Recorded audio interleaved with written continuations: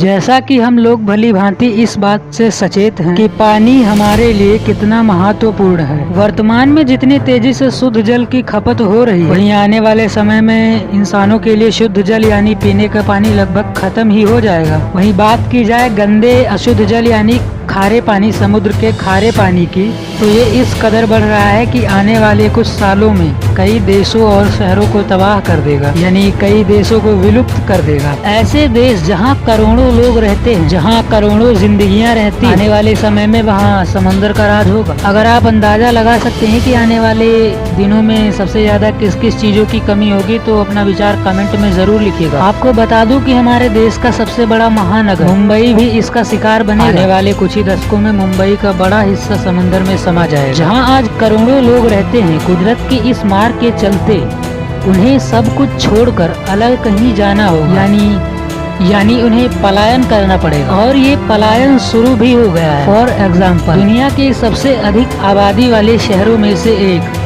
Jakarta, जो Indonesia की राजधानी। आपकी जानकारी के लिए बता दूं कि जकार्ता हर साल लगभग 25 सेंटीमीटर समंदर में समाता जा रहा है। और प्रकृति के इस भयानक रूप को देखते हुए वहाँ की सरकार जकार्ता को हटाकर अपनी राजधानी अलग शिफ्ट करना शुरू कर चुका है। दुनिया का सबसे खूबसूरत शहर माउंट सेंट मिशेल प्रकृति के इस प्रकोप का नया शिकार बना, जो कि विश्व के सबसे खूबसूरत और सबसे छोटे शहरों में से एक है, जहाँ मात्र 40 लोग रहते हैं। लेकिन इस 40 लोगों वाले शहर में हर साल लगभग 2 करोड़ से भी ज्यादा टूरिस्ट आते हैं इसकी खूबसूरती देखने के लिए। लेकिन लगातार समंदर के बढ़ते जलस्तर के कारण जब एक भयंकर ज्वार आया, इस कारण शहर चारों ओर से पानी से घिर गया, जिसके बाद माउंट सेंट मिशेल शहर को दुनिया से जोड़े रखने वाला रास्ता, यानी उस शहर का पुल जिसके माध्यम से लोग उस शहर की खूबसूरती देखने आते थे, वो पूरी तरीके से पानी में समा चुका है। कुदरत की इस कहर की वजह से न तो उस शहर में कोई जा पा रहा है और न ही वहाँ से कोई आ पा रहा है। यहाँ तक कि वहाँ घूमने आए सैलानी भी वहाँ फंस गए हैं। फ्रांस में बसा ये मिशेल शहर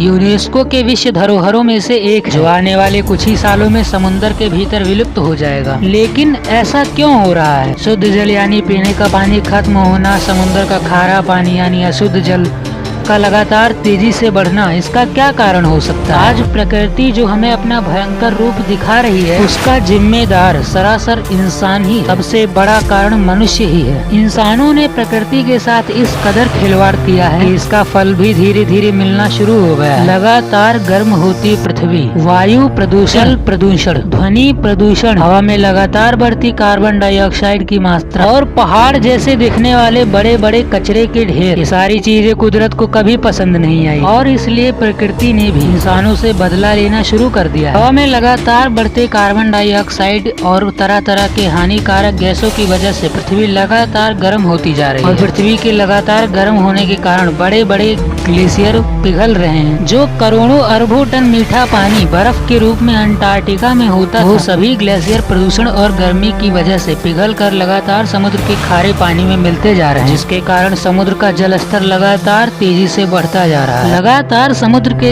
बढ़ते जल स्तर के कारण समुद्र के किनारे बसे बड़े बड़े शहर लगातार पानी के अंदर गायब होते जा रहे हैं। कुदरत के साथ इंसानों द्वारा किया गया खिलवाड़ इसका बहुत बड़ा कारण है, जिसके कारण जलवायु परिवर्तन भी हुआ है। आने वाले कुछ ही सालों में इसका परिणाम बहुत भयंकर होगा। अगर इस गलती को अभी नहीं सुधारा तो आने वाले 2-3 दशकों के भीतर दुनिया भर के 30 से 40 करोड़ लोग समंदर में बह जाएंगे, या फिर उन्हें पलायन करना होगा, जिसमें सबसे अधिक खतरा दक्षिण एशियाई देशों के लिए है, जिनमें भारत, चीन, बांग्लादेश, जापान, ये सब देश शामिल हैं। लेकिन 7-8 देश ऐसे हैं कि जो आने वाले समय में गायब ही हो जाएंगे। बांग्लादेश, बात करें अगर बांग्लादेश की, तो आने वाले कुछ दशकों में सबसे ज्यादा प्रभावित होगा। इस देश का लगभग 20% हिस्सा समुद्र में समा जाएगा, जिसकी वजह से बांग्लादेश के 9 करोड़ लोगों को पलायन करना होगा। बांग्लादेश का ज्यादातर हिस्सा भारत में बहने वाली नदियों के मुहाने पर स्थित है, जो दुनिया का सबसे बड़ा डेल्टा सुंदरबन के नाम से जाना जाता है। यहाँ गंगा, ब्रह्मपुत्र, यमुना और मेघना नदी का मुहाना है, जिसकी वजह से अक्सर बांग्लादेश में बाढ़ की स्थिति बनी रहती है। इन नदियों में बहने वाला सारा पानी हिमालय के ग्लेशियर से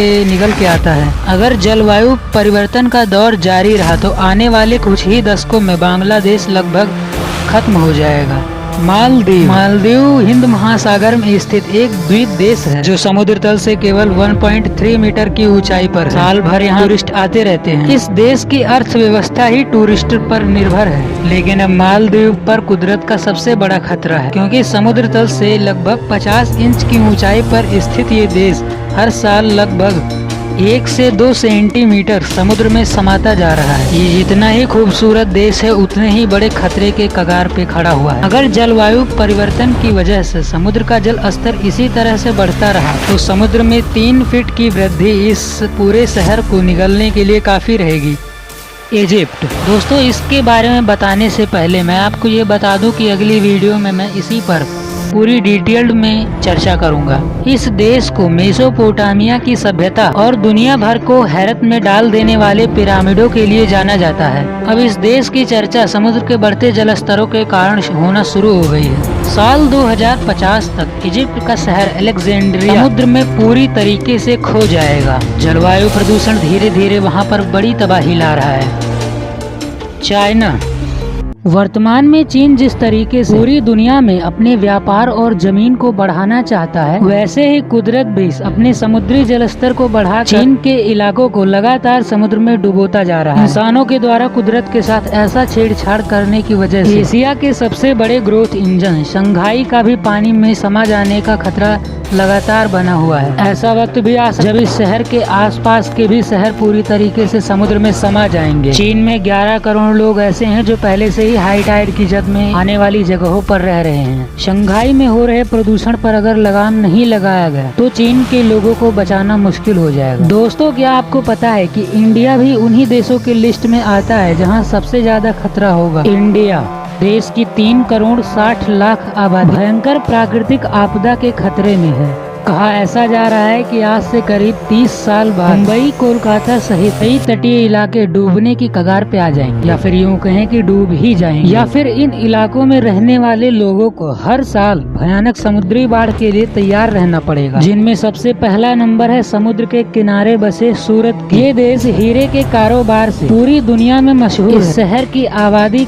करीब 50 लाख है। 2 दशक बाद ही सूरत को हर साल भयानक समुद्री बाढ़ के लिए तैयार रहना पड़ेगा। इतनी भयानक समुद्री बाढ़ की ऊंची ऊंची बिल्डिंग बह जाने के कगार पर हो जाएंगी। लिस्ट में दूसरे नंबर पर है भारत का दूसरा सबसे बड़ा महानगर कोलकाता। इस शहर की आबादी करीब 1.5 करोड़ है, जो कि पश्चिम बंगाल की राजधानी है। बंगाल की खाड़ी की वजह से इस शहर में भयंकर समुद्री आपदा आने की आशंका है। बंगाल की खाड़ी की वजह से समुद्री बाढ़ का खतरा इस शहर पर लगातार बना हुआ है। समुद्री जल स्तर बढ़ने के कारण आने वाले कुछ दशकों में ऐसी हालत हो जाएगी कि इस शहर पर हर पल समुद्री बाढ़ का खतरा बना रहेगा। केरल भी इसी खतरे का शिकार बनेगा। पिछले साल केरल में आई बाढ़ की वजह से केरल के 1 करोड़ 40 लाख लोग बुरी तरीके से प्रभावित हुए। वैज्ञानिकों के अनुमान से तो यही पता चलता है कि 2050 तक केरल के कई इलाकों से लोगों को पलायन करना पड़ेगा। वहीं अगर मुंबई की बात की जाए तो 2050 आते आते लगभग आधा हो जाएगा और मुंबई के इलाकों का इंच इंच करके डूबने का सिलसिला अभी से शुरू हो चुका है।